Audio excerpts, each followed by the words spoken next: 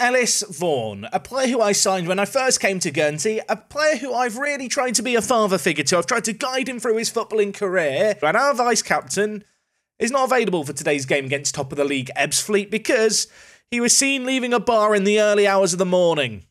That's right, he is absent from today's first game, and whilst things have got better since you were last here, we have got a bit of an injury crisis. And by a bit of an injury crisis, I mean that Will Merry, Willocks and Iwemene are all out for the next few weeks. 3 of our starting players, Gianluca Rossi's also suspended. We'll talk about that in a moment. Vaughan's absent and just buggered off. I don't know how to feel about things. It's a mixed bag here at Guernsey. We're a mid-table team at the moment. Let's see if we can push onwards and hopefully upwards. I want to be in the playoffs by the time we finish today. That's probably a tall order because we've only got one league game. We've got the FA Cup to look forward to.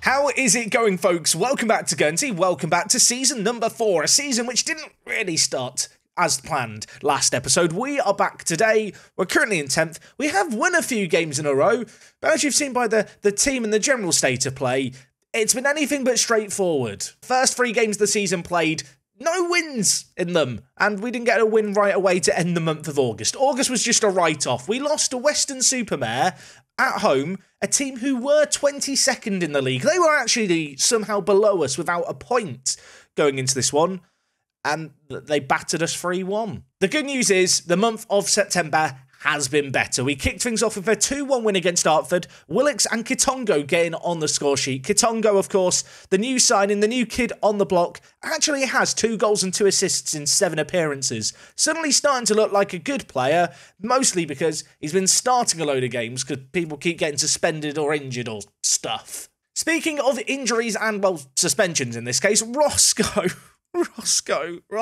he got sent off against Billericay. We won our first game of the season and all it took was for us to go a man down. It was 1-1 at half-time. He was sent off in the 48th minute. This was just after half-time. Corner got the ball and Roscoe snapped his shins. Yeah, I mean, he is the only centre-back I've signed still this season, and he got a 7.3 rating, I've just noticed, in this game, despite the fact he was sent off. In this match, though, we did get the win, as I already mentioned, and it was a Farquad goal in the 87th minute. A throw-in on the far side fell to Kyle. He found the back of the net, and with that, I wanted to believe there was going to be some momentum building. And then we took on Tunbridge and we drew 2-2. It was 1-1 in this game. And then Rossi, in the 25th minute, decided he wanted to snap shins too. And to be honest, we probably should have lost. They had a goal ruled out in the 93rd minute. If that had gone in, computer probably out the window. Over in the FA Cup, we had the second qualifying round, the first round that we play in, a 4-1 win, and then most recently, we took on a Weymouth team who were, I think, second in the league going into this. This game here was absolutely wild. This is the most one-sided performance we've put in all season. Unfortunately, was also the game where Willocks and Iwemene picked up their injuries. They're out for, I think, 4 to 6 weeks with twisted ankles, so hopefully they're going to be back sooner rather than later. But a great little team display, and really the first time this season things have clicked. When you're 3-0 up at half-time, you know you're having a pretty good day.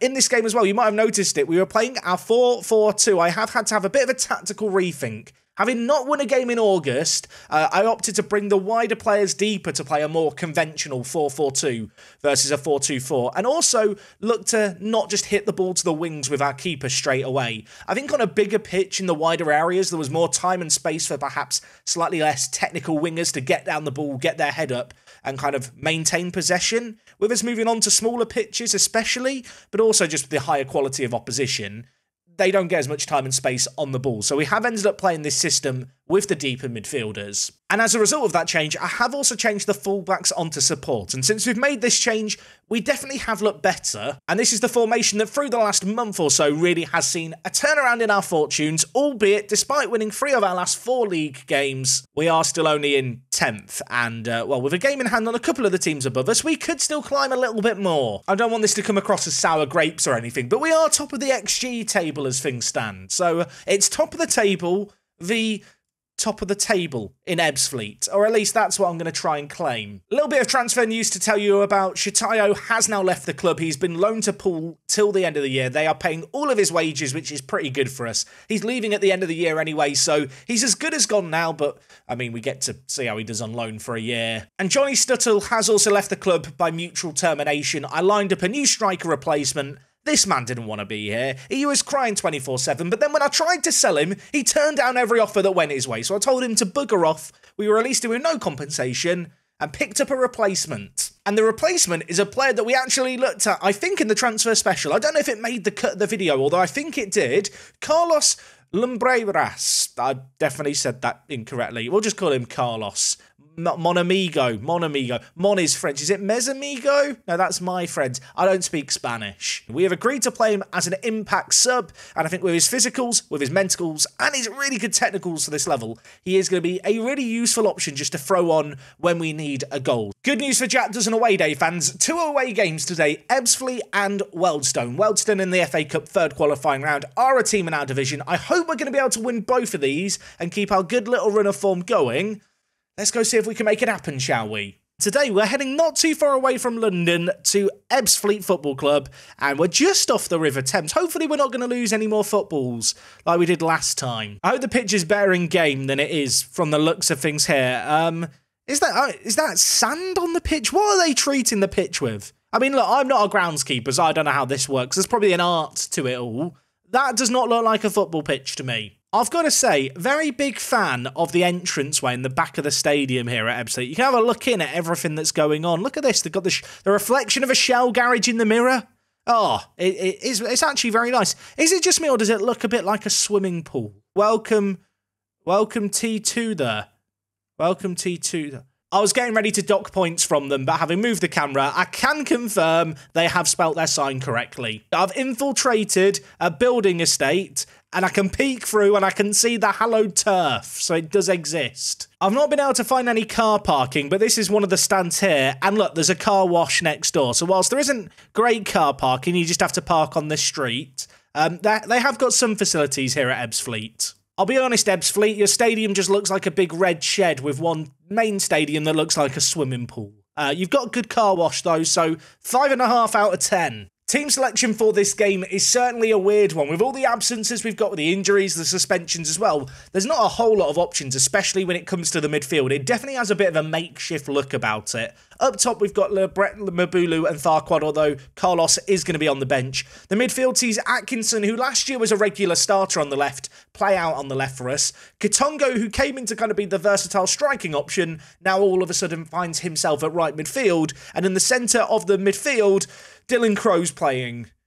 That's when you know things are getting a little bit desperate. Despite his previous sending off, and of course Evans is just general clumsiness, it's Roscoe and Evans at centre-back, a pairing that I'm not entirely sure I trust.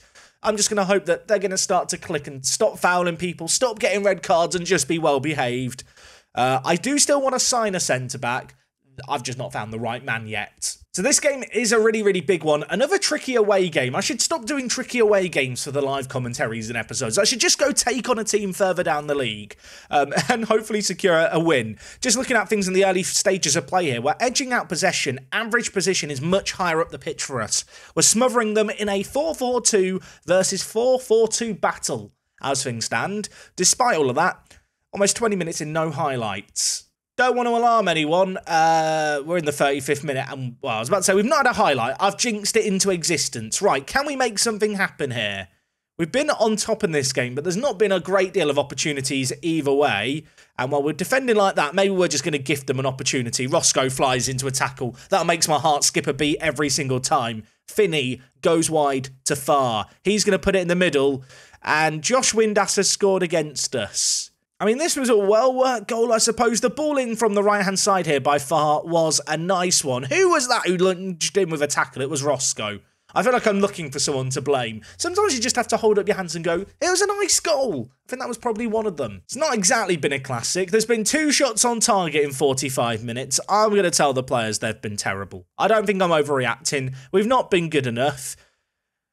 Farquad's done okay lately, but he's struggling today. NLBM, I don't want to throw anyone under the bus. Look at his run of form here. I know that he did score 2 goals against Weymouth, but before that, he's been rubbish.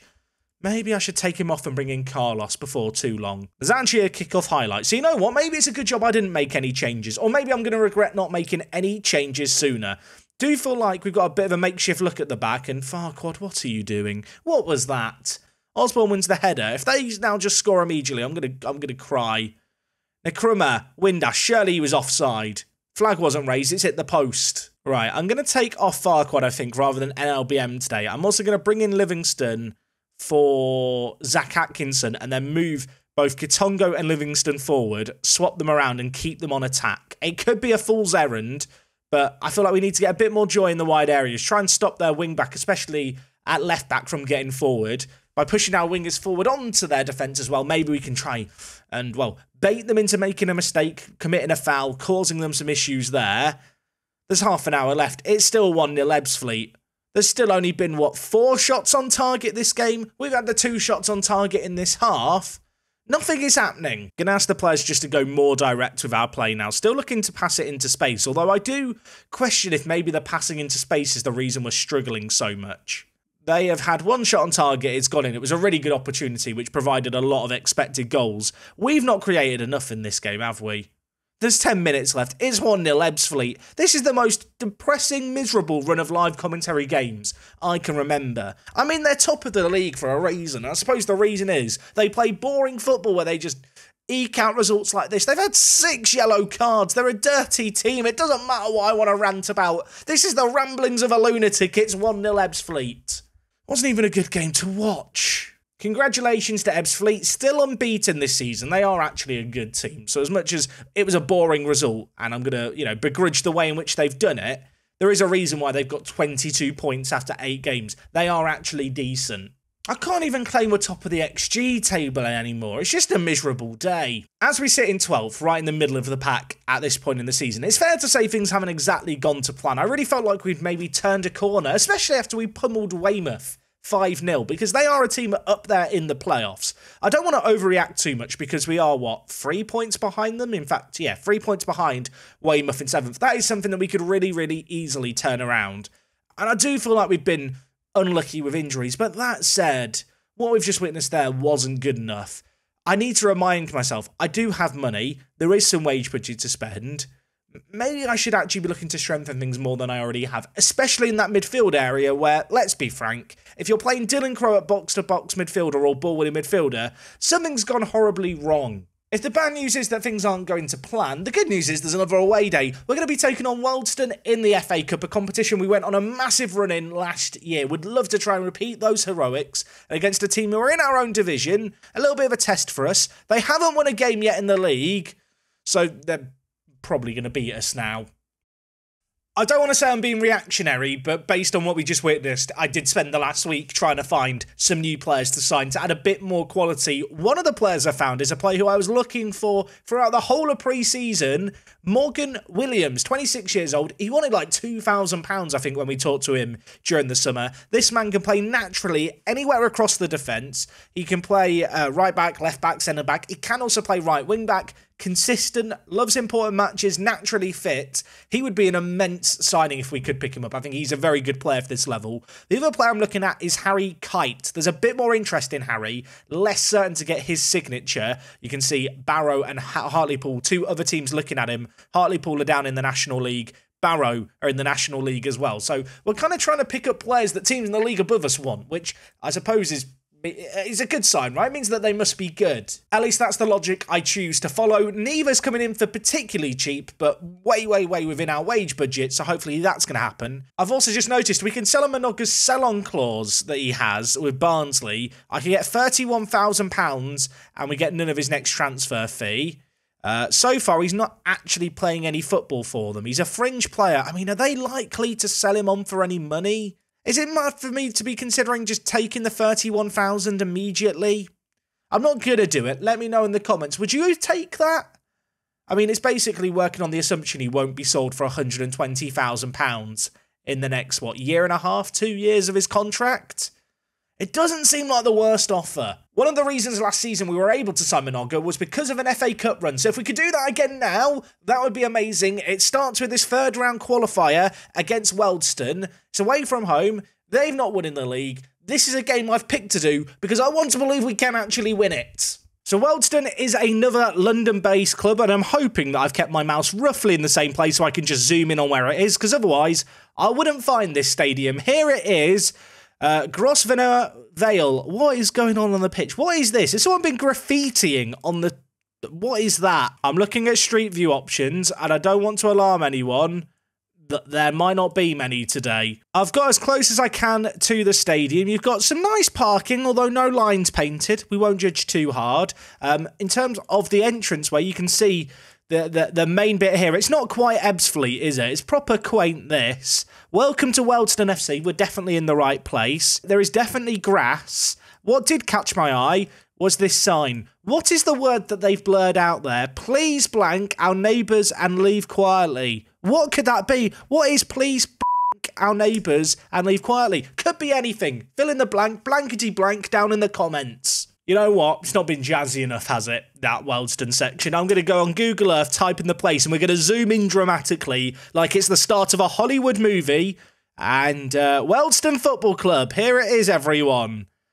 I mean, I thought it'd be more kind of hyped if I zoomed in on it dramatically, but I'll be honest, it's still quite underwhelming. I don't mean to be rude, Wealdstone fans. I can only go off the evidence that's presented to me. With that in mind, you're getting a 2.5 out of 10. I'm not even sure what the 2.5's for. The sign was a talking point, wasn't it? Week away days today.